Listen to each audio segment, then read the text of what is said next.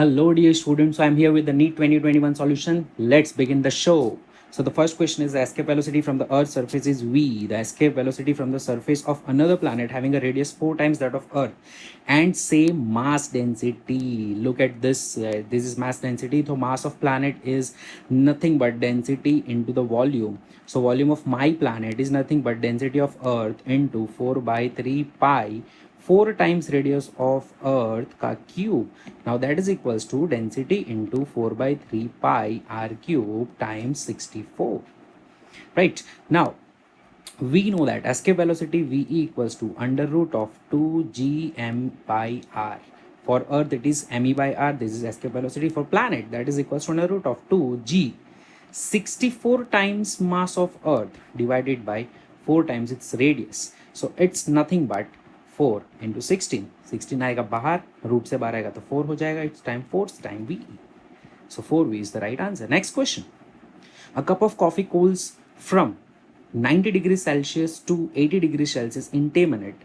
When the room temperature is 20 degrees Celsius, the time taken by similar cup of coffee to cool from 80 to 60 at a room temperature same at 20 degrees Celsius is dash.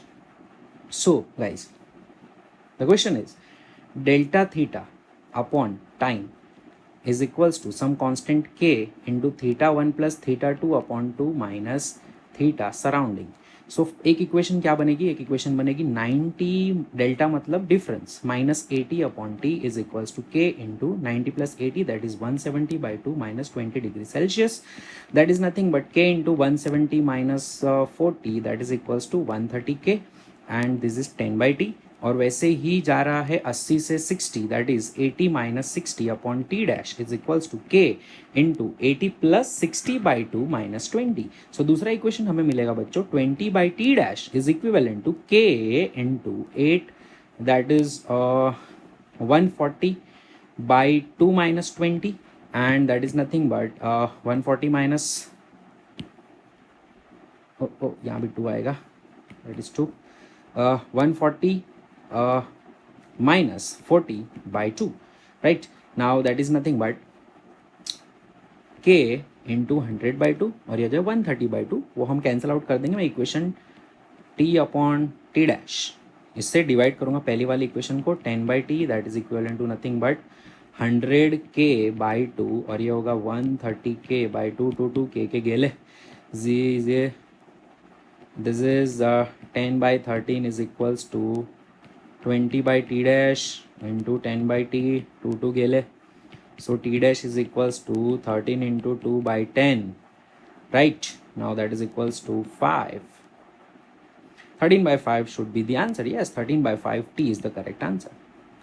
Now the next question is the thickness current carrying cable of a radius r. देखो यहाँ पे बोला है कि magnetic field जो होती है वो कंडक्टर के अंदर और कंडक्टर के बाहर. तो कंडक्टर के अंदर it is directly proportional to R होती है, कंडक्टर के अंदर it is inversely proportional to R होती है.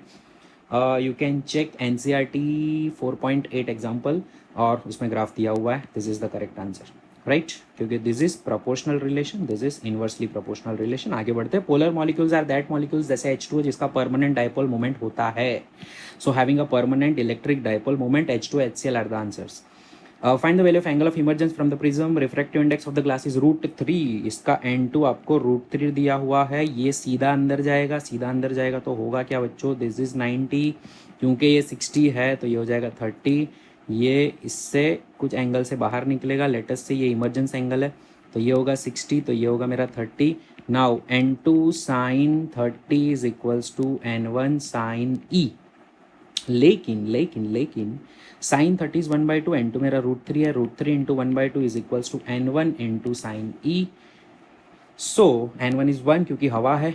√3/2 is equals to sine E. So emergence angle होगा आपका 60 degree. It's very easy question. Next, moving to the next question. The parallel plate capacitor has a uniform. देखो capacitor की energy के जो formulas थे उसमें से एक फॉर्मूला था half epsilon naught A² multiplied by volume. अब वॉल्यूम होता है area into half epsilon naught E². Volume होता है area into D. So half epsilon naught E² into AD. ये सीधा फॉर्मूला बेस्ड क्वेश्चन पूछा गया है. फाइन करंट एनर्जी डेंसिटी का फॉर्मूला है. Energy per unit volume is equals to half epsilon naught E². Volume को मल्टीप्लाई कर दो, सीधा आपको आंसर मिल जाएगा एनर्जी का. ठीक है. सो आपका आंसर है ये, fourth one is the correct answer. Next question is the particle is release from height s from the surface of earth. At a certain height, its kinetic energy is 3 times its potential energy. Suppose surface of earth से उसको कहीं से गिराया गया जहाँ पे, but obviously उसको छोड़ा गया है, दैट मीन्स उसके पास सिर्फ पोटेंशियल एनर्जी थी वहाँ पर, that is mg, let us से s. ठीक है, अब कोई हाइट पर वो जब आ रहा है तो उसका जो mgh है उस हाइट पर, वो प्लस उसकी काइनेटिक एनर्जी जो है वो, यहाँ पर काइनेटिक एनर्जी जीरो है, इन दोनों इक्वल होते हैं ऑलवेज, लेकिन कहा है कि kinetic energy is 3 times its potential energy, है ना. क्या कहा, at a certain height its kinetic energy is 3 times its potential energy. So इसको 3 mgh कर देते हैं plus mgh, that must be equals to mgs. So 4 mgh must be equals to mgs. mg गेले, h is equals to s by 4. And इसकी ही value अगर आप यहाँ पर पुट करते हो तो यहाँ पर आपको मिलता है 4 mgh is equals to mgs. और क्या फाइंड करने का कहा है, the height and the surface of the speed of the particle at that instant are respect. अच्छा, स्पीड पूछिए. चलिए, तो काइनेटिक एनर्जी मेरा 3 mgh है, उसको मैं हाफ mv² से कंपेयर कर देता हूँ, तो मुझे यहाँ पर वेलोसिटा मिल जाएगा, that is 6g s by 4 is equals to v². So v equals to under root of 6g s by 4, that is equals to 3/2 gs का होल रूट. 3/2 gs का whole root s by 2. Option 1 is the correct answer. Let's move on. The velocity of a small ball of a mass m and density d were dropped in a container filled with glycerin becomes constant after some time. The density of glycerin is d by 2. Then the viscous force acting on the ball will be dash. See guys, इसमें मैं use करूँगा viscous force is equals to 6 pi eta RV, and एक अपने पास terminal velocity का equation था 2/9 r² g by eta into rho minus sigma. ठीक है, this is 2/9 r² g, density of my material minus density of this is d/2 upon eta. इसकी value v terminal की put करो यहाँ पर, तो आपको विस्कस फोर्स मिल जाएगा, that is 6 pi eta are V की जगह पर मैं क्या लिखूँगा, 2/9 into r² into G by eta into d/2. अब आप कहोगे सर इतना लंबा इक्वेशन बन रहा है, टेंशन लेने की ज़रूरत नहीं है. Mass is equals to density into volume. Density आपको d दिया हुआ है और वॉल्यूम ऑफ स्फीयर होगा 4/3 पाई r³. आपका काम हो गया. देखो मेरे पास क्या मिल रहा है, 4/3 मुझे बनाना है, 6 2 12, तो 4 इंटू 3 भी कह सकता हूँ मैं 12 को, divided by 9 into 2 that is 18. So 3 into 3 into 2 कह सकता हूँ मैं इनको, r² इंटू r³ होगा, ईटा ईटा गेले, एंड g रहेगा आपका, और आपका डेंसिटी d तो है ही, और कुछ रह जाता है, नहीं रह रहा, सब मिल गया. सो 4/3 पाई r³, 4/3 हाँ पाई है, पाई ये रहा पाई, 4/3 पाई r² into r that is r³ आएगा यहाँ पर. 4/3 पाई r³ मेरा हो जाएगा क्या, वॉल्यूम. ठीक है, एंड डेंसिटी ये रही. सो density in volume is mass, 3 से 3 गया, mg/2 is the answer, mg/2, right. So this is the correct answer of viscous force. Moving on next, the electron concentration in n-type semiconductor is same as the hole concentration in p-type semiconductor and external field is applied across each of them.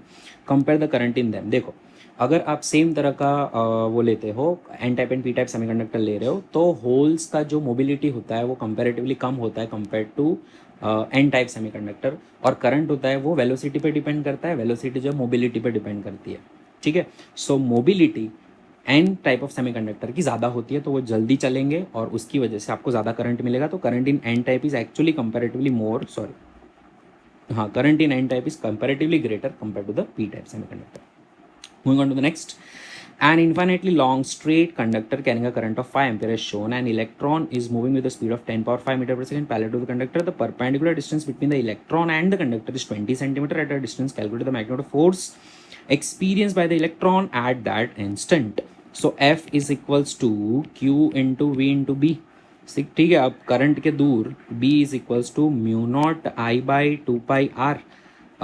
इसको मैं multiply by 2 कर देता हूँ, जिससे मेरा mu naught upon 4 पाई की value 10⁻⁻⁷ हो जाएगी. 2 इंटू आई बाई आर हो जाएगा, मतलब 2 इंटू 10⁻⁻⁷ इंटू करंट है मेरा 5 डिवाइडेड बाई डिस्टेंस है 0.2 दैट इज़ 2 इंटू 10⁻⁻2. तो मैं इसको भी हटा दूंगा. सो मुझे मिलेगा 10⁻⁵, 5 इंटू 10⁻⁵ मेरी फील्ड है, तो 1.6 इंटू 10⁻⁹ मल्टीप्लाइड बाई वेलोसिटी है that is 10⁵, multiplied by B है दैट इज़ 5 इंटू 10⁻⁻5, ये जाएंगे दोनों, और ये मुझे मिलेगा 1.6 इंटू 5 दैट इज़ 8, 8 इंटू 10⁻⁻20 आना चाहिए ना।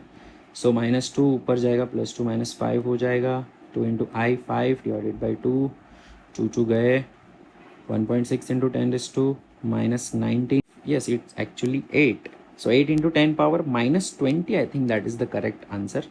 अच्छा मैंने 2 सेंटीमीटर ले लिया, इट्स 20 सेंटीमीटर, सो यहाँ पे डिवाइड बाई 10 आएगा, 10 भी ऊपर जाएगा मतलब -6 हो जाएगा, and you will be getting this will be -6 और आपका 10⁻20 हो जाएगा। Got the error. चलिए मिलता है नेक्स्ट क्वेश्चन से। That is an electromagnetic wave of the wavelength lambda is incident of photo sensitive surface of negligible work function if m mass is the photo electron emitted from the surface as a de Broglie wavelength of lambda D, then आप lambda और lambda के बारे में क्या कहना चाहेंगे। तो देखो हमारे पास फॉर्मूला है क्या, lambda upon H by lambda जो एनर्जी है that is equals to work function plus energy that is equals to half mv², लेकिन आपको क्या है lambda upon lambda is equals to lambda de Broglie is equals to H by M V, जो हम सब जानते हैं। तो वी हमारा होगा H upon M lambda D, उसको यहाँ पर पुट करेंगे। So H C by lambda is equals to half M into V square that is H square by M square lambda D का स्क्वायर। सो यहाँ से आपको lambda D के square को वो बनाना है, एक एच से एक एच जाएगा, लैम्बडा डी के स्क्वायर को हम सब्जेक्ट बनाएंगे। सो हमारा लैम्बडा ऊपर चला जाएगा, एम एक एच रहेगा, अच्छा एक एम से एक एम भी जाएगा, सो ऊपर एक एम नहीं रहेगा, नीचे एक एम रहेगा, और सी नीचे आ जाएगा, है ना। और क्या रहा, एक और एच, एच तो ऊपर ही रहेगा, सॉरी लैम्बडा को हमें सब्जेक्ट बनाना है, not lambda D. So lambda को हम सब्जेक्ट बनाते हैं तो हमें मिलेगा C to C M lambda D square upon H, 2mc lambda d square upon h, yes this is the right answer, 2mc lambda d square upon h। let's cross check one more time, yes it's the correct answer। चलिए next आगे बढ़ते हैं। Two charge spherical conductor of radius r1 और r2 are connected by wire, then the ratio of the surface charge density of the spheres are sigma 1 and sigma 2, तो उसका relation क्या होगा। देखो बच्चों अगर दोनों को कनेक्ट कर दिया तो इसका voltage v1 must be equals to voltage v2, K q1 by r1 must be equals to K q2 by r2। अब हम सब जानते हैं क्या कि sigma is equals to q1 by a1, तो q1 आपका होगा सिग्मा इंटू 4πr1², क्योंकि स्फीयर है उसका सरफेस एरिया ये होता है। सो k into sigma 4πr1², sigma 1 लिख देते हैं हम इसको यहाँ पर q1 की जगह पे, और q2 आपका होगा sigma 2 4πr2² upon r1 must be equals to k sigma 2 4πr2² upon r2 गेले, r1 गेले, sigma 1 by sigma 2 is equals to r2 by r1। This is the correct answer. Inverse proportion में होता है, ठीक है। An inductor of inductance है capacitor, capacitance मतलब एक सीरीज सर्किट है, यहाँ पर सबके वोल्टेज दे दिए गए, आपको करंट भी दे दिया गया है, ठीक है। तो आपको क्या पूछा गया है यहाँ पर कि आपका z क्या होगा। सो हम क्या करते हैं कि वोल्टेज फाइंड कर लेते हैं, v equals to I into Z. So आपको z मिल जाएगा v बाई आई। अब वोल्टेज फाइंड करना, एसी सर्किट है तो गलती मत करना, ऐड मत कर देना, ठीक है। सो वोल्टेज ऑफ रेजिस्टेंस का square is equals to V L minus V C का होल स्क्वायर होता है, that is equals to under root of voltage of resistance का कितना है 40 का स्क्वायर माइनस 40 माइनस 10 का square, that is nothing but under root of 40 का square minus it's plus 30 का square, that is equals to nothing but under root of, मतलब ये 50 हो जाएगा ना, पाइथागोरियन ट्रिपलेट हो जाएगा, 50 हो जाएगा। So z is equals to v by I, that is equals to 50 upon 10 root two, सो ये हो जाएगा आपका 5/√2 इज द करेक्ट आंसर, ठीक है। चलिए नेक्स्ट आगे बढ़ते हैं। For a plane electromagnetic wave propagating next direction, which one of the following combination gives the correct possible direction for electric field E and magnetic field भी respectively. See हमको एक चीज़ पता है कि क्योंकि अगर वो एक्स डायरेक्शन में जा रही है तो E cross B should give you the X direction, और यहाँ पर मेरे पास ई और बी के बहुत सारे पॉसिबल रिलेशंस है, मतलब मुझे दिया गया है यहाँ पर। तो मैं क्या करूँगा, देखो आई जे के 0, मतलब मैं क्रॉस प्रोडक्ट इन शॉर्ट निकालने वाला हूँ इनका। तो ये थर्ड वाले का मैं निकालता हूँ 1 1 -1 -1 तो ये -1 into -1 is 1 minus -1 into -1 plus 1 that is equals to 2y। सिर्फ इसका मिलता है, बाकी सबका 0 0 0 मिल रहा है। So this is the correct answer. ठीक है, आपको क्रॉस प्रोडक्ट निकालना है, याद रखना ये जो होता है ना वो होता है 1, 1 एंड -1, -1। अब ई क्रॉस बी आपको करना है, मतलब पता है ना इसको, इस तरह से क्रॉस प्रोडक्ट आप निकाल सकते हो। तो आपको आई ही मिलना चाहिए, और बट ऑब्वियस मतलब इसकी कुछ वैल्यू मिलना चाहिए। आप इसकी निकालोगे 0 आएगा, इसकी निकालोगे 0 आएगा, इसकी निकालोगे 0 आएगा, सिर्फ इसमें आपको एक्स की कुछ पॉजिटिव वैल्यू मिल रही है। So this the correct answer. ठीक है, बहुत ही अच्छा सा क्वेश्चन था। Now consider the following statement A and B and identify the correct answer. The zener diode is connected in reverse bias when used in voltage regulator. Potential barrier of PN junction lies between 0.1 volt to 0.3 volt. देखो, अब PN junction में दो तरीके के material use होते हैं। तो ये तो राइट ही है, मतलब रिवर्स बायस में ज्वाइन ही किया जाता है उससे। वो आप चैप्टर नंबर 14 में पोटेंशियल बैरियर वाला सम्स देख सकते हो, मतलब उसका सेक्शन में आपको पता चल जाएगा। तो potential barrier of PN junction lies between 0.1 volt to 0.3 volt, ये गलत है, क्योंकि 0.1 वोल्ट किसी का पोटेंशियल बैरियर नहीं होता है। 0.3 है वो जर्मेनियम का है, एंड 0.7 है वो सिलिकन का है। ठीक है, तो अगर मैं इस बेसिस पर अगर इसे टिक करूँ, जो मेरे पीएन जंक्शन डायोड, जो well known PN junction diodes है मेरे, तो उसके हिसाब से मेरा करेक्ट आंसर आता है। एक सही है, एक गलत है, मतलब A is correct and B is incorrect. This is the right answer. Now next is the equivalent capacitance of the conductor. देखो ये शॉर्ट सर्किटेड है, इस पे मत जाना, ये निकल जाएगा। C C parallel to C will be the right answer. Next in a potentiometer the circuit is, देखो दो सेल दिए है, ε1 by ε2 is equals to L1 by L2, 1.5 by 2.5 is equals to 36 by x। So x is equals to 2.5 into 36 by 1.5 35 that is equals to 60 centimeter. ठीक है, so 60 centimeter is my correct answer. A capacitor of a capacitance C is connected across an AC source of voltage V given by V equal to V naught, and the displacement current between the plates of the capacitor would be dash. So displacement current I is equals to dq by dt, q equal to cv. तो this will be equals to D by D T of C V. C बाहर निकालो, D by D T आपको करना है कि इसका V not sine omega T का, जो आपको मिलने वाला है C into V not sine omega T का। आप डिफ्रेंशिएशन करोगे तो V not cos omega T into omega मिलेगा। So this is the possible answer, V not omega C into cos omega T, V not omega C into cos omega T. Moving on to the next question, the dipole is displaced in an electric field shown, what direction will it move. देखो यहाँ पर positive है और electric field negative की तरफ जा रही है। सो पॉजिटिव नेगेटिव, पॉजिटिव को देखकर ये हायर, आपको पता है ना इलेक्ट्रिक फील्ड यहाँ पर सबसे ज़्यादा इंटेंस होती है, क्योंकि नज़दीक नज़दीक है फील्ड, यहाँ पे दूर दूर फील्ड है तो इंटेंसिटी कम होती है। तो बट ऑब्वियस है, डाइपोल को अगर आप ऐसे रखोगे तो प्लस से वो दूर जाएगा और वो हाई पोटेंशियल एनर्जी से लो पोटेंशियल एनर्जी तक जाएगा। तो it will move towards right from high to low potential energy, towards right as potential energy will decrease. Yes, right. The number of photons per second on an average emitted by a source of monochromatic light of wavelength 600 nanometer when it delivers the power of this much watt will be dash. See हम power is equals to energy upon time करेंगे, that is equals to N H C by lambda, और per second पूछा है तो time आपका 1 second होगा। तो n is equals to P lambda upon h c, that is equals to power है आपका 3.3 इंटू 10⁻³ डिवा इंटू लैम्बडा कितना है 6 इंटू 10⁻⁷ डिवाइडेड बाई, मैंने नैनोमीटर को कैलकुलेट कर लिया यहाँ पर। H c h is 6.6 into 10⁻⁻34 into c is 3 into 10⁻⁸। 3 1.1 यहाँ पे आ जाएगा, 6 1.1 यहाँ पे, ये सब कुछ कैंसिल हो जाएगा। आपको मिलेगा अराउंड 10⁻³ -7 प्लस 34 प्लस 8, है ना। तो ये हमारा कितना आ रहा है, +34 -7, एक 3 इंटू 10⁻8 है, ऊपर जाके -8 हो जाएगा। ये भी 16 17 18 और ये अराउंड कितना आ रहा है 34 15 16 17 18, सो इट्स अराउंड 16, 10:16 आ रहा है ना। Let us cross check, 18 and 16, हाँ 16 ही आ रहा है। चलिए moving on to the next, a small block slides down a smooth inclined plane starting from the rest at time t equals, let Sn be the distance traveled by the block in the interval t n-1 to t equal to n, then the ratio Sn upon Sn plus 1 will be equals to dash. See, अब ये जो question है वो कुछ इस तरह से पूछा गया है कि t, पहले तो Sn इज, क्योंकि 0 से फेंका है, g cos थीटा है हमारे पास, तो हम एक काम करते हैं u प्लस कुछ भी वेलोसिटी वहाँ पे होगी n, हम एक काम कर रहे हैं, इनिशियल वेलोसिटी इसकी 0 है, लेकिन अब कोई भी n-1 और n के बीच का हमें फाइंड करना है, तो u plus half A N square और Sn-1 आपका होगा u प्लस हाफ ए n-1 का स्क्वायर। u तो तुम्हारा 0 है, तो half A N square minus half A N square minus 2n+1। ठीक है, तो हाफ ए हो जाएगा यहाँ पर n² माइनस 2n+1 हम करेंगे, that is equals to half a n² minus n² plus 2n-1। तो एक आपका फ्रैक्शन आ रहा है 2n-1।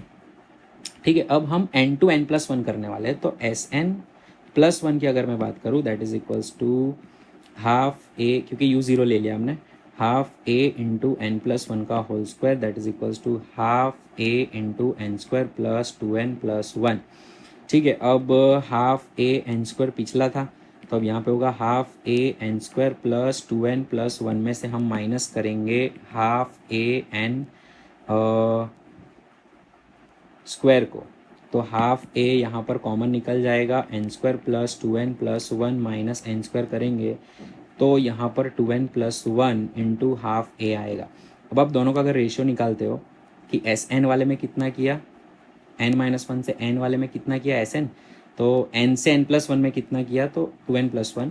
देखो यहाँ पर सेकेंड इंटरवल या Sn+1 क्या है वो नहीं कहा है, तो हमने क्या लिया कि t इक्वल टू n+1, मतलब मैंने ये वाला इंटरवल का फाइंड कर लिया और ये वाला इंटरवल का फाइंड कर लिया। अब दोनों का मैं रेशियो ले लूँगा Sn/Sn+1, तो मुझे मिलेगा वो Sn वाला मिलता है मेरा 2n-1 इंटू हाफ ए, और ये हो गया हाफ ए इंटू 2n+1, तो हमारा हो जाएगा that is equals to 2n-1 upon 2n+1। ठीक है, सो उसके हिसाब से मेरा ये वाला आंसर करेक्ट बैठ रहा है। फाइन, चलिए next. A screw gauge gives following reading when measured. तो 0 mm बता रहा है, मतलब 52 डिविजन्स ही देखना है, और 100 डिविजन्स में 1 mm होता है, तो 52 डिवीजन में 0.52 mm होगा, लेकिन आंसर सेंटीमीटर में है तो 0.052 centimeter. It's very easy question. Moving on to the next section, that is radioactive nucleus. अच्छा, यहाँ पर आपको फाइंड करना है कि यहाँ पे और यहाँ पर क्या मिलने वाला है। See what would be which particles will get over here. तो यहाँ पर AZ(x), BZ-1, CZ-3 and DZ-2। मेरे स्टूडेंट्स को ट्रिक पता होगी कि Z अगर -1 देता है तो बीटा प्लस मिलता है, और अगर -1 -3 दे रहा है, मतलब माइनस क्या हो रहा है यहाँ पर 2 हो रहा है, नीचे 2 किसका होता है, अल्फा का, और क्योंकि -3 + 1 करेंगे तो आपको -2 मिलेगा ना, तो +1 होता है तो बीटा माइनस मिलता है। तो ये हमारी शॉर्टकट ट्रिक से आ जाएगा answer beta plus alpha and beta minus. Moving on to the next, lens of a large focal length and a large aperture is best suited as an objective of the astronomical telescope. क्यों large aperture contribute? सबसे पहला reason है ये, a large area of the objective ensures better light gathering power। जितना ज़्यादा light गिरेगा उसके ऊपर उतना बड़ा एरिया जो इतना कलेक्ट करेगा। अच्छा, जितना लाइट ज़्यादा आएगा उतना आपको इन्फॉर्मेशन ज़्यादा मिलती है। तो large aperture provides a better resolution. तो दो तो राइट है, अभी नीट में तीसरा राइट ही होगा, बट ऑब्वियसली मतलब सारे ऊपर के all of the above right है, तो आंसर मेरा जो करेक्ट होगा that is all of the above, क्योंकि large aperture connect the quality of image, क्योंकि रिजोल्यूशन अच्छा है, high resolution image high quality image होती है, एंड विजिबिलिटी भी उसकी अच्छी रहती है। तो पहला वाला तो ऑब्वियसली राइट आंसर होगा। A body is executing simple harmonic motion with a frequency n. The frequency of its potential energy is dash। देखिए ये तो बहुत ही सिंपल है, यहाँ से आपका ऑसिलेशन स्टार्ट हुआ, यहाँ से आपका ऑसिलेशन स्टार्ट हुआ, यहाँ पे कंप्लीट हुआ, मतलब एक ऑसिलेशन कंप्लीट तब होता है, अब ये फ्रीक्वेंसी अगर 1 हर्ट्ज है तो आपकी पोटेंशियल एनर्जी यहाँ पर भी हाई होती है और यहाँ पर भी हाई होती है, मतलब आपकी पोटेंशियल एनर्जी 2 बार हाई होती है, तो frequency of potential energy is 2 times of n। कोई फॉर्मूला लगाने की जरूरत नहीं है, सिर्फ कॉन्सेप्ट से आंसर आ जाएगा। The half life of radioactive nuclide is 100 hour. The fraction of original activity that remains after 150 hours would be dash. So n/n0 is equals to 1/2 t plus tau. Formula लगाओ simple, 1/2 150/100 that is equals to 1/2, आपको यहाँ पर मिलने वाला है 3/2 that is equals to 1/8 that is equals to 1/2√2। This is the correct answer. Going to the next question, match the following करना है। Root mean square, RMS का फॉर्मूला क्या रहेगा, प्रेशर एक्सर्टेड का फॉर्मूला क्या रहेगा, average kinetic energy 3/2 cavity, total energy 1 मोल diameter. Formula बेटा formula जिसको पता है वो आराम से आंसर दे सकते हैं। सो ए का Q है, B का P है, AQBP, CS and DR। This is the correct answer. Moving on to the next, if force F, acceleration A and time t are chosen as a fundamental unit physical, find the dimension of the energy. तो energy का आपको dimensional formula क्या है, m1 l2 t minus to. Force का है आपका m1 l1 t minus two whole raise to a. Acceleration का आएगा l1 t minus two whole raise to b and time का t1 whole raise to c. से मेरा आएगा m raise to a l raise to a plus b plus c and t raise to minus two a minus two b. Oh sorry, l raise to c कहाँ से आएगा भाई, नहीं आएगा. तो यहाँ पर आप कंपेयर करोगे तो a इक्वल टू 1 आपको मिलेगा, a plus b equal to 2 है तो b equal to 2 minus 1, b भी 1 मिलने वाला है. अब c की अगर मैं बात करूँ तो -2 into 1 -2 into 1 plus c is equals to क्या आ रहा है आपका -2, क्योंकि c को आपको इसके साथ कंपेयर करना है. तो आपको ये आएगा -4 plus c equal to -2, so c equals to आपका आएगा +2. तो ये 112 आपका आंसर आ रहा है and this is the correct answer 112. Moving on to the next question, the water falls from height 60 meter at the rate of 50 kg per second to operate a turbine. The losses due to the frictional force is 10% of the input energy. देखो बच्चों, अब power generation जब भी होता है, ठीक है, इसके ऊपर जो पानी गिरता है वो बट ऑब्वियस है कि यहाँ पर mgh जो काइनेटिक एनर्जी है वो पोटेंशियल एनर्जी वो काइनेटिक एनर्जी कन्वर्ट हो रही है, लेकिन पूरी तरह से नहीं हो पा रही है, सिर्फ 10% ही हो पा रही है. तो आपको सिर्फ 90% mgh ही मिलेगा, 90% ही हो पा रही है, 10% लॉस हो रहा है. तो 0.9 mgh ही जितनी एनर्जी आपका आउटपुट में मिलने वाली है. तो आपका 0.9 इंटू मास आपका रहने वाला है 15 kg पर सेकेंड मल्टीप्लाइड बाई जी, क्योंकि पर सेकेंड ऑफ एनर्जी करेंगे तो पावर मिलेगा ना, आंसर पावर में है, into g that is 10 and height है आपकी 60 मीटर. आप इस सबको मल्टीप्लाई करोगे तो आई थिंक आपको मिलने वाला है 8.1 किलोवाट. ठीक है, 0.9 into m into g into h. Next, the effective resistance of parallel connection that consists of 4 wires of equal length, equal cross section, सब कुछ सेम है. मतलब सेम तरीके के 4 जन को आप कनेक्ट कर रहे हो, सेम तरीके के रेजिस्टेंस को, तो आपको 0.25 मिल रहा है. मतलब R by n is equals to 0.25. तो हर एक का रेजिस्टेंस होगा R बाई एन, वो 4 है ना, तो 4 into 0.25 that is equals to 1 ohm. अब उन्हीं सबको आपने सीरीज में ज्वाइन कर लिया तो आपका जो रेजिस्टेंस है वो हो जाएगा 4 into 1 that is equals to 4 ohm. Very easy. 31 that is again match the following. Wow, drift velocity E by tau, NCRT का है. Current density J equal to Nawadi. Relaxation period and electric resistivity. हाँ, ये formula है J equal to E by rho. So resistivity होगा आपका E by J. So मेरा resistivity E by J, बचा कौन, चल भाई तू ले ले. Next is drift velocity that A का R, B का S, A का R, B का S, C का P, C का P, A का R, B का S, C का P. Option 2 is the correct answer. Moving on to the next question, that is a nucleus with a mass number 240 breaks into 2 fragments each of mass number 120. The binding energy of per nucleus unfragmented nucleus 7.6. 7.6 के कितने थे, 240 थे, दोनों break हो रहे 120,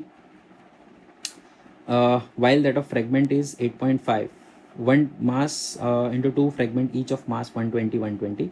अब 120 का 8.5 है और दूसरे 120 का भी 8.5 है. तो हम क्या करेंगे, 240 इंटू 8.5 माइनस 7.6 करेंगे, that is equals to 240 into 0.9 और that turns out to be, है ना, 8.5 माइनस 7.6.9 कितना आ रहा है, ये आएगा आपका around 216 mega electron volt answer आता है इसका, है ना, 200 से थोड़ा कम होगा. चलिए next, convex lens A of focal length 20 centimeter and concave lens B of focal length 5 centimeter are kept along the same axis with distance d between them. Let us say the distance d between them. If the parallel beam of light falls on A, leaves B as a parallel beam. अच्छा, तो इसका focal length 20 है, parallel beams आएगी तो but obvious है ये 20 पे मिलने वाली है. और ये भी अगर पैरेलल बीम तरीके जा रही है, इसका मतलब ये कि ये जो गिर रहा है वो उसके फोकस पे गिर रहा है, ये ऑब्जेक्ट उसके फोकस पे, मतलब उसका फोकल लेंथ कितना है 5 सेंटीमीटर, तो इन दोनों के बीच का डिस्टेंस आ गया 15 centimeter. Very easy question. 34, spring is stretch by 5 centimeter, force of 10 newton. देखो के फाइंड कर लो, F is equals to k x, so k equal to F by x that is equals to 10 by 5 into 10 raise to -2 that is equals to 1000 by 5 that is equals to 200. And oscillation अगर mass आप यहाँ पर लगा रहे हो कितने का, 2 kg का, तो टाइम पीरियड ऑफ ऑक्सीलेशन होगा 2 pi under root of m by k. that is equivalent to 2 pi under root of 2 by 200 that is equals to 2 pi by 10 that is equals to ये 0.2 हो जाएगा 0.2 pi that is equals to 0.628. So this is the correct answer. 35. Next is E and G respectively denote energy gravitational constant and E by G equals to dash. So E का है m1 l2 t minus 2 और F is equals to g m square by r square से आपको G का मिल जाएगा F R square by M square that is equals to M one L one T minus two into L square by M square that is equals to M minus one L three T minus two. अब इन दोनों का ratio निकालो M one L two T minus two upon M minus one L three T minus two it is equals to M two L minus one T zero M two L minus one T zero option two. Next 27 drops of same size are charged at 220 volt each. They combine to form a bigger drop. Calculate the potential of a bigger drop. देखो करना क्या है, बहुत सारे 27 droplets है, ठीक है, सबका वोल्टेज 220 वोल्ट है, उससे बड़ा बना रहे हो तो सबसे पहले तो सबका वॉल्यूम जब भी कंबाइन होगा तो इनका 27 इंटू 4/3 पाई आर क्यूब का जो वॉल्यूम होगा that must be equals to 4/3. इसको डायरेक्ट फार्मूला से भी किया जा सकता है लेकिन मैं आपको इसको कॉन्सेप्चुअली करके दिखाता हूँ. R cube is equals to ये हो जाएगा आपका 27 R cube and R is equals to आपका 3r होगा. इसको पास रखो, काम लगेगा. अब जब सब इकट्ठे होते हैं ना तब सब चार्ज ऐड हो जाते हैं, मतलब total charge Q is equals to 27 small q. अब हर का सब एक छोटे वाले गोले का जो पोटेंशियल है वो कितना है के क्यू बाई आर उसका पोटेंशियल है और इस वाले का जो पोटेंशियल है वो होगा के क्यू बाई कैपिटल आर. ठीक है, अब हम क्या करने वाले हैं, what I am going to do is q हो गया उसका वोल्टेज आर बाई के, ठीक है, और इसका Q जो हो गया वो हो गया 27 times of small Q that means 27 times of voltage R by small K. Fine, is equals to Q. अब इस सब का वोल्टेज मुझे पता है, K की वैल्यू भी मुझे पता है, सब कुछ आई नो. के क्यू बाय इसका वोल्टेज, मुझे वोल्टेज फाइंड करना है ना, तो वोल्टेज बड़े वाले का जो होगा बिगर ड्रॉप का होगा that is equals to K Q by उसका बिग आर. सो के को रखो, क्यू को 27 into voltage into small R upon K into capital R, but capital R is 3 times of small R हो जाएगा यहाँ पर.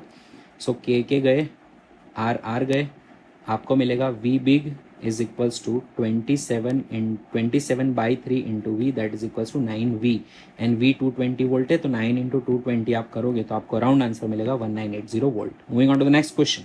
A particle moving in a circle of radius r with a uniform speed takes a time t to complete one revolution.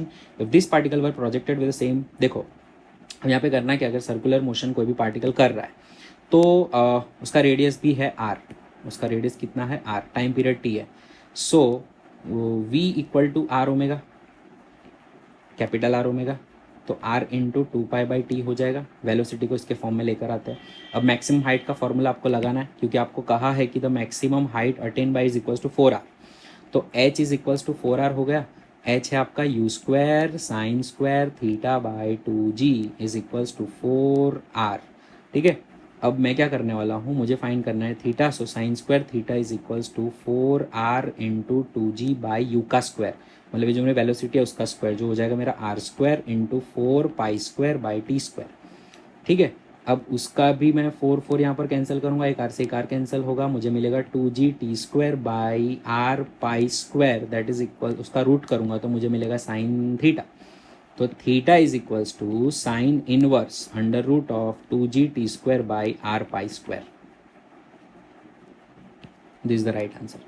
Going to the next question. From a circular ring of mass m and radius r, an arc corresponding to 90 degree sector is removed. तो एक पूरा सा circle है, उसमें से पहले तो उसका mr square moment of inertia था, है ना,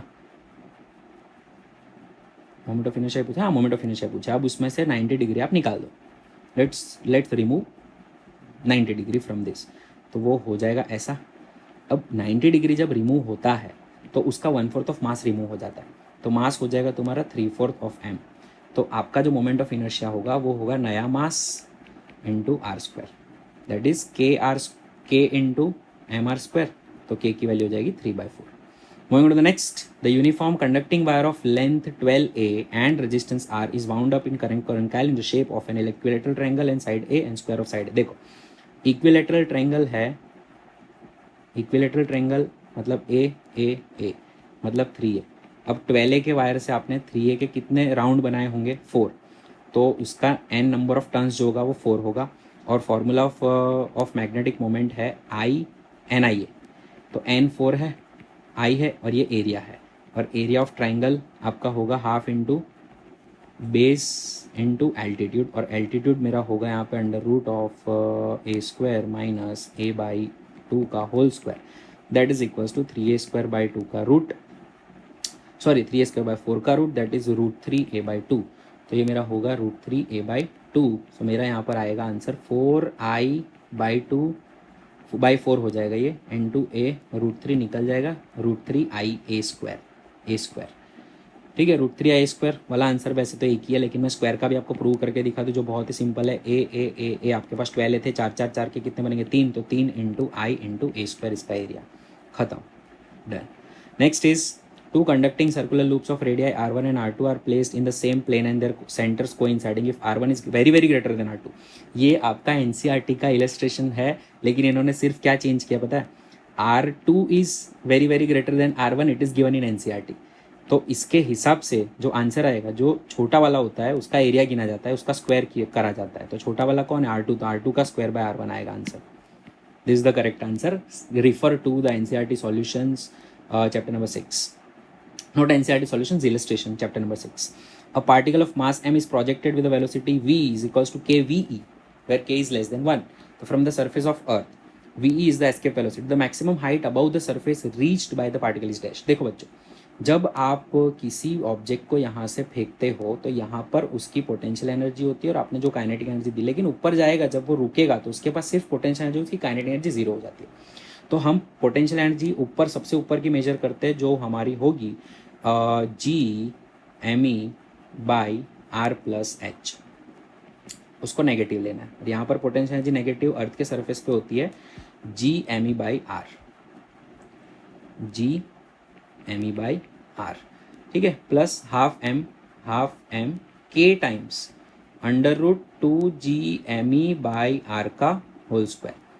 So that is equal to minus G_me/r+h minus G_me, इसको पोटेंशियल एनर्जी m भी कर देंगे, यहाँ पर m कर देंगे, ठीक है, m भी है ना यहाँ पर, G_me m होगा, G_me m/r plus half m k² into 2G_me/r, 2 गए, अब G_me m एंड यहाँ भी G_me m सब उड़ जाएंगे, आपको मिलेगा ये -1/r+h is equals to -1/r plus k²/r।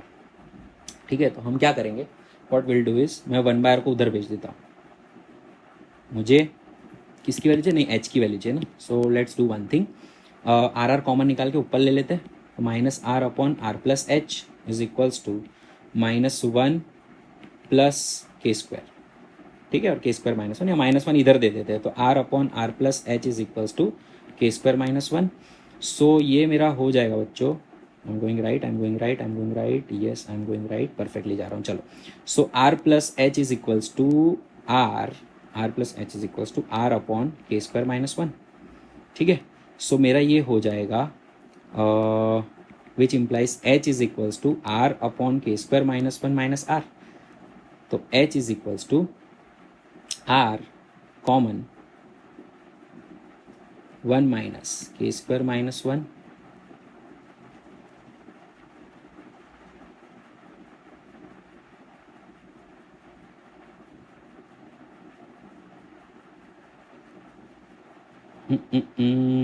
अरे यार 1 माइनस k² करना था, यहाँ पे 1 माइनस k² हो जाएगा, 1 माइनस k², और ये मेरा हो जाएगा यहाँ भी 1, क्योंकि माइनस साइन उधर दे दी ना हमने, ये हो जाएगा 1 माइनस k², और ये भी हो जाएगा मेरा 1 माइनस k², तो यहाँ भी मेरा हो जाएगा 1 minus k² upon 1 minus k², हाँ।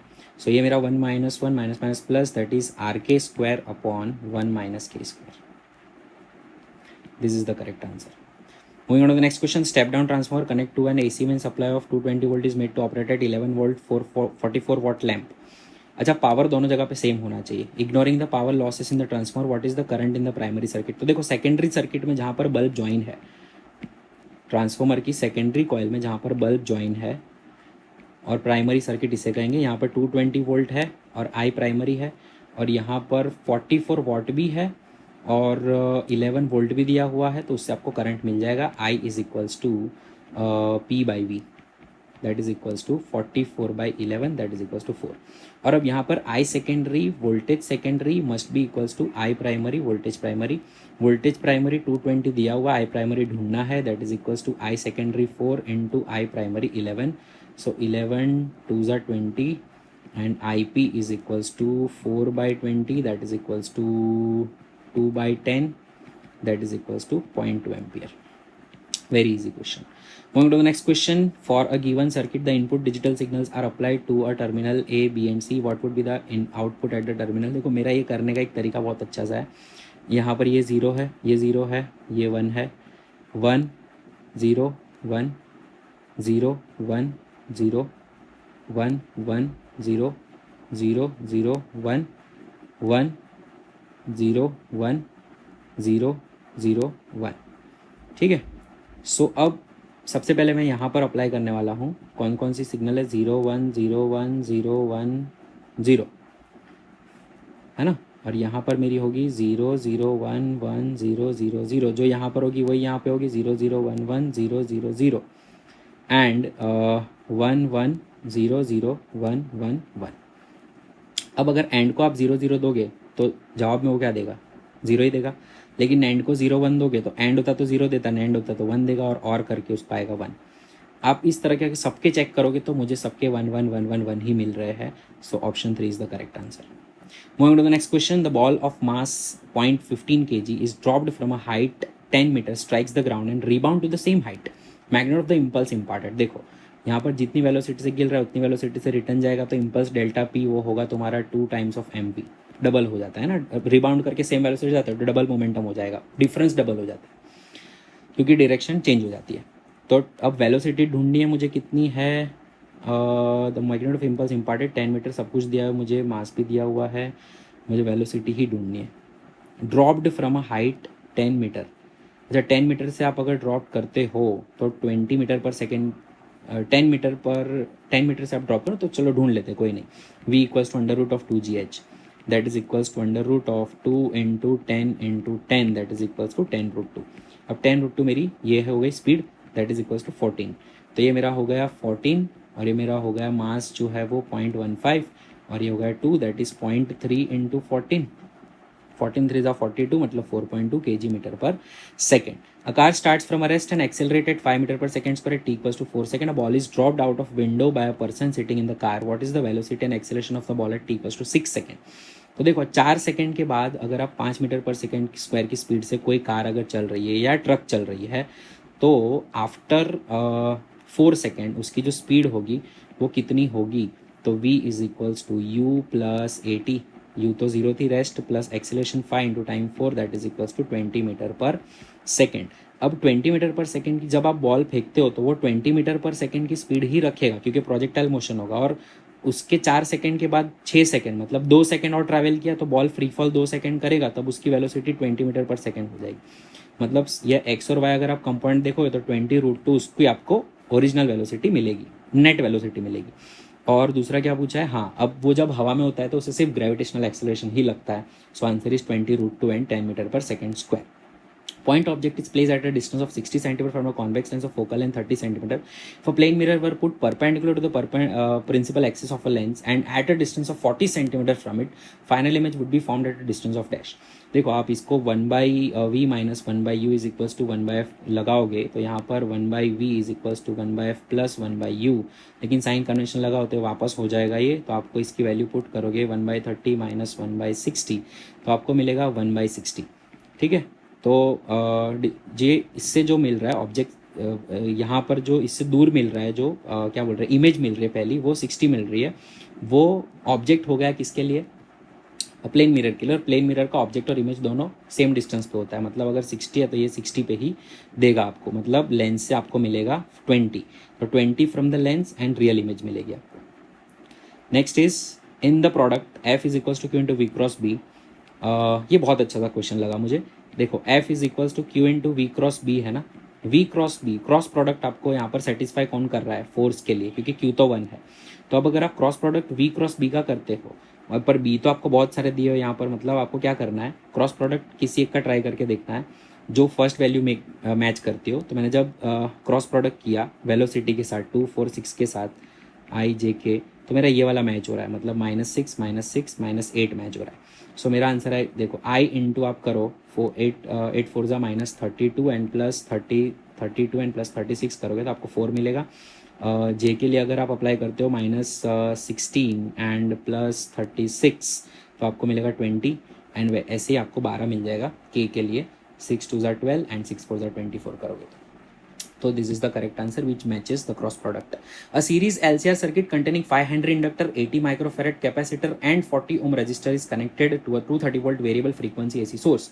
The angular frequency of the source at which the power transfer to the circuit is half power at, देखो Q factor का एक फॉर्मूला है omega 0/2 delta omega is equals to R/L, ठीक है। सो यहाँ पर अगर हम डेल्टा ओमेगा फाइंड कर ले तो आपको एक फ्रीक्वेंसी ओमेगा 1 मिलेगी ओमेगा 0 प्लस डेल्टा ओमेगा, और एक फ्रीक्वेंसी ओमेगा 2 मिलेगी ओमेगा 0 माइनस डेल्टा ओमेगा, ठीक है। तो ओमेगा 0 तो पहले 1/√LC से फाइंड आप कर लोगे, तो 1/√L है आपका कितना 5 और C है आपका 80, 8 5 ज़ा 40 और आप इसको करोगे माइक्रोफेरेड ऊपर जाएगा 10 400 मतलब 20 1000/20 आप करोगे 1000/20 अगर आप करोगे तो आपको मिलेगा 50 ओमेगा, आपको मिलेगा 50 रेडियन पर सेकेंड। और आप यहाँ से डेल्टा ओमेगा अगर ढूंढते हो तो आपको ये मिलता है आई थिंक 4, ओमेगा की वैल्यू आती है आपकी 4। तो आपको दो वैल्यू ऐसी है 50 + 4 एंड 50 - 4 जो इस इक्वेशन को सेटिस्फाई करती है, मतलब 46 radian per second and 54 radian per second. Q factor का फॉर्मूला आपको लगाना है। 49 3 resistors having resistance R1 R2 and R3 are connected as shown in the given circuit. The ratio I3/I1 is dash. See यहाँ पर ये जो I1 है आप करंट डिवाइडर रूल लगाओगे तो I3 के लिए आपको मिलेगा सामने वाला रेजिस्टेंस डिवाइडेड बाय दोनों का addition, that is R2 + R3 into total current I1। तो I3/I1 आपको मिलेगा R2/R2 + R3, ठीक है। R2/R2 + R3, this is the correct answer. Last is आपको टॉर्क मैच करने हैं, कितने पे आ रहा है ये, अच्छा ये इक्विलिब्रियम में रहेगा तो इसका मास कितना होना चाहिए ऐसा पूछा आपको। ये जो डिस्टेंस आई थिंक कितना दिया हुआ है आपको 40 सेंटीमीटर पे रखा हुआ है, एक 20 सेंटीमीटर पे रखा हुआ है और एक रखा हुआ है यहाँ से, मतलब ये हो गया आपका 120 पे, ठीक है। तो 20 × 2 kg का जो भी टॉर्क है वो 120 × m जितना होना चाहिए। 6 हो गया, so 2/6 is equals to m, that is equals to 1/3 and we are done with the solution. Thank you.